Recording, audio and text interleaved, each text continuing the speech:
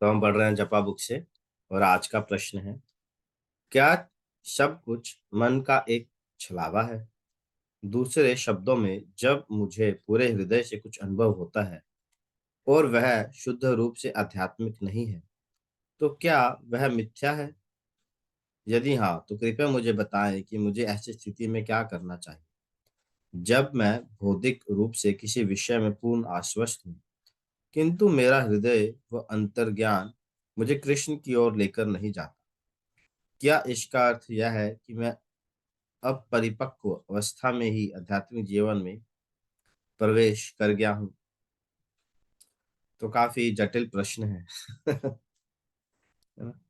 तो कभी कभी वक्त क्या होता है ना, मतलब क्लास होती है, क्लास के बाद प्रश्न पूछते हैं, तो काफी मतलब कॉम्प्लिकेटेड प्रश्न होता है, प्रश्न समझने में ही बहुत दिमाग लगता है।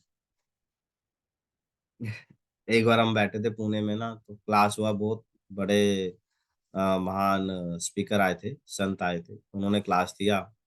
बहुत ही एजुकेट, बहुत विद्वान है, तो उनकी क्लास में प्रश्न पूछा, और प्रश्न पूछने वाला भी बहुत विद्वान, है ना। आंसर स्पीकर तो है ही, बट प्रश्न पूछने वाला भी बहुत बड़े विद्वान थे, है वो आईआईटी के। तो 3 मिनट तक प्रश्न ही चलता रहा, उनका प्रश्न ही खत्म नहीं हुआ। तो यहाँ पे प्रश्न है, क्या सब कुछ जो छलावा है, जो हम भावनाएं फील करते हैं, जो अध्यात्मिक जीवन में हम जो जो फीलिंग करते हैं ना, फील करते हैं, भावनाएं हैं, जो हमारे थॉट्स हैं, विचार हैं, क्या वो मन का एक वहम है?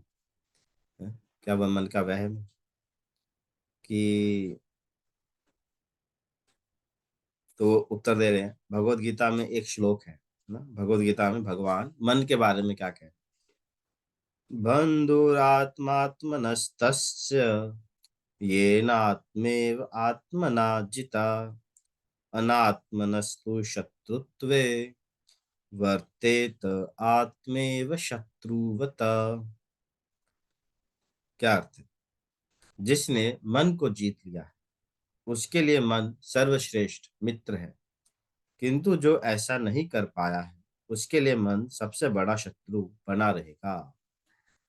मन यदि हमें कृष्ण के पास ले जा रहा है तो वह हमारा मित्र है, अन्यथा वह हमारा शत्रु है। तो हम ये किस प्रकार जान सकते हैं कि मन हमें कृष्ण की ओर ले जा रहा है या नहीं? कभी कभी यह कहना मुश्किल हो जाता है कि मन की नवीनतम आसक्ति अनुकूल है या प्रतिकूल, क्योंकि यह मन छलिया है और बलवान भी। हमारे लिए श्रेष्ठतम क्या है, यह हमें स्वयं निर्धारित नहीं करना चाहिए, अपितु गुरु साधु एवं शास्त्र से मार्गदर्शन लेना चाहिए। एक बार फिर से प्रश्न पढ़ते हैं, क्या सब कुछ मन का एक छलावा है? दूसरे शब्दों में, जब मुझे पूरे हृदय से कुछ अनुभव होता है और वह शुद्ध रूप से आध्यात्मिक नहीं है, तो क्या वह मिथ्या है?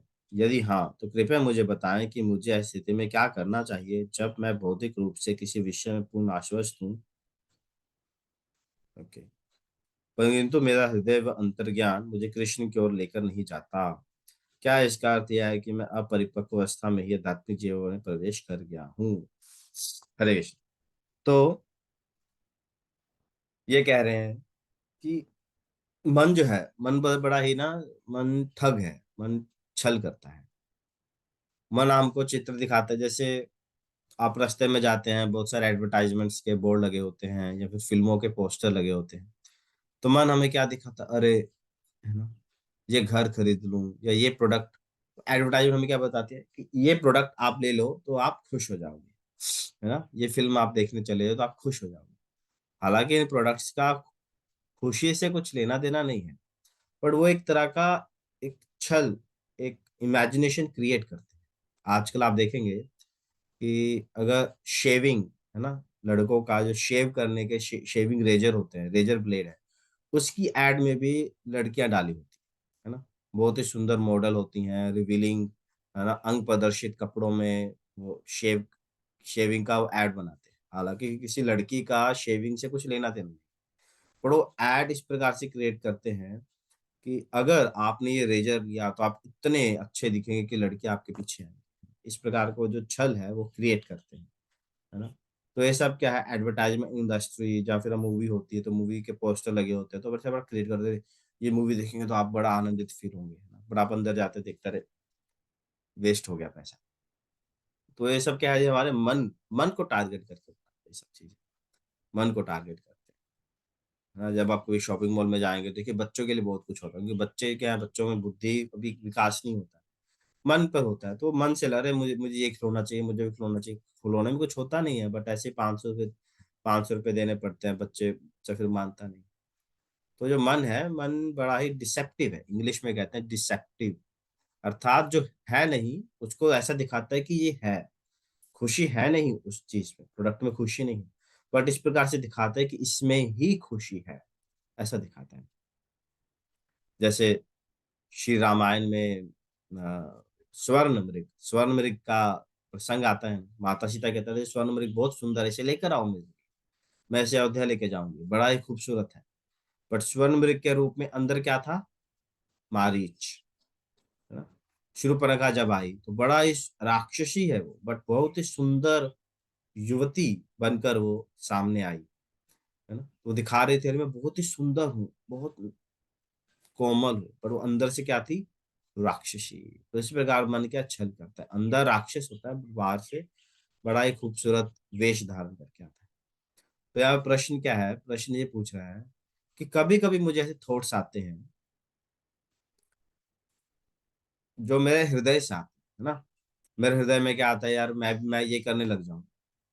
और वो पूर्ण रूप से आध्यात्मिक नहीं है, बट हमें बड़ा ऐसा लगता है कि मुझे ये करना चाहिए। लेट्स से फॉर एग्जाम्पल उदाहरण से बताऊं, जैसे कोई व्यक्ति कहे, अभी वो नया नया भक्त है, ठीक है, नया भक्त है, और उसके मन में आया यार कि मैं ना कृष्ण भक्ति का प्रचार करूं, मैं ऐसे माइक ले लूं और जो बड़े बड़े एथिस्ट हैं उनको मैं प्रचार करूं, उनको भक्त हूं, बड़े बड़े एथिस्ट साइंटिस्ट। अब वो खुद भी, अब ये भक्त है, बहुत ही नया है ना, अभी खुद नया है, खुद अच्छे अच्छे से इसका ट्रेनिंग नहीं हुआ है, इसने फिलोसफी नहीं समझी है, पर भाव में आकर क्या बोल रहा है, मैं बड़े बड़े एथिस्ट साइंटिस्ट या बड़े बड़े मंत्रियों को प्रचार करूं, है ना।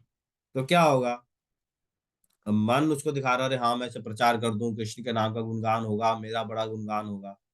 अब मन में तो ये आ रहा है।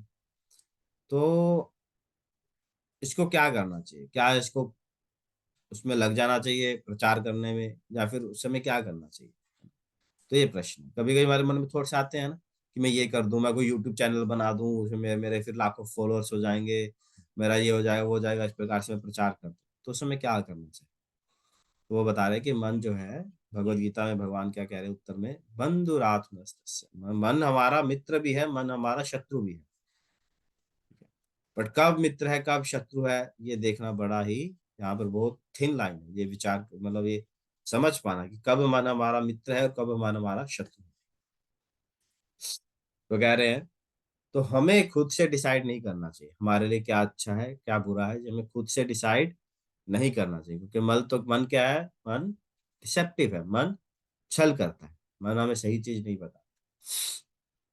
तो अगर मन में कुछ आए भी, है ना, तो उसे अपने गुरुजन भक्तों से या फिर शास्त्रों से परामर्श लेना चाहिए, क्या कि प्रभु जी माता जी, मुझे ये विचार आ रहे हैं, मेरी ये इच्छा हो रही है, या मैं ये करना चाहता हूँ, ये करना करना चाहती हूँ, तो मुझे क्या करना चाहिए। अपने जो वरिष्ठ हैं, मतलब मतलब कहने का मतलब अपने तो वड्या तो सलाह लेनी चाहिए, अपने जड़े है ना, गुरुजन है, अपने तो वड्डे भगत है, उनसे पूछना चाहिए, समझना चाहिए। मन में आया ठीक है, पर उस मन को आप पेश करें। जैसे कई भी लोग होते हैं, अरे मेरे मन में कृष्ण आए, कृष्ण ने मुझे आदेश दिया कि आप ये करो।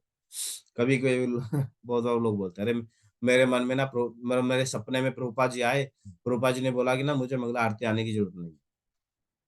ठीक है, मन में आए ठीक है, बट उसको फिर किसी गुरु से, अपने साधु से, भक्तों से कंफर्म भी करना चाहिए कि यार सही चीज हो भी देखनी होती, वरना तो मन कुछ भी करता है। ठीक है। तो यही हम आज विराम देते हैं। हरे कृष्ण। कोई प्रश्न किसी का।